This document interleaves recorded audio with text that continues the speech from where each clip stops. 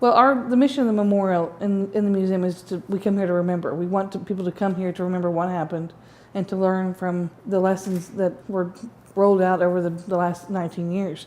We're standing in the Gallery of Honor, a brand new Gallery of Honor. The boxes that you see portraying each of the 168 people who were killed were a part of the museum just like this just a couple of days ago. I mean, we've had these since we opened the museum in 2001. But this is a new room, a new gallery without columns, the oval gallery that you can come in and share the stories. And then we added a dimension of interactivity on computers where you can go look these people up, see where their chairs are outside, hear from their loved ones or their stories, and begin to understand the impact of violence on a very human level, that these were people that were just like you and I going about their day, that a terrorist decided to change the course of their lives. I mean, we've done a lot. I mean, it's starting about 2 years ago when we started with the master plan, looking at different ways that the museum could grow, to what extent, how much was going to be new, how much was going to be kept the same, what were the key and critical elements that couldn't change,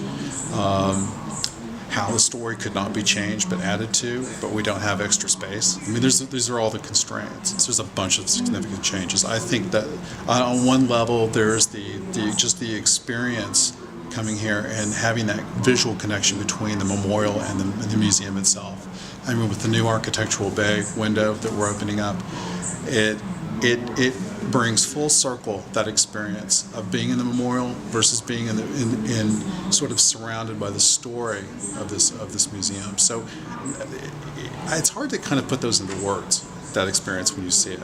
I mean, for instance, right now you have the damaged room.